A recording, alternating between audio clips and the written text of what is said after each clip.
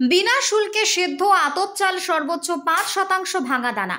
বেসরকারি পর্যায়ে হিলি স্থলবন্দর দিয়ে বাংলাদেশের রপ্তানি শুরু হলো। কর্ম চালচল্য হিলি স্থলবন্দরে। দক্ষিণ দিনাজপুর জেলার হিলি আন্তর্জাতিক স্থলবন্দর দিয়ে আজ অর্থাৎ মঙ্গলবার ১২/৮/২০২৫ তারিখ থেকে বেসরকারিভাবে বাংলাদেশে আতপ চাল এবং সেদ্ধ চাল রপ্তানি শুরু হলো।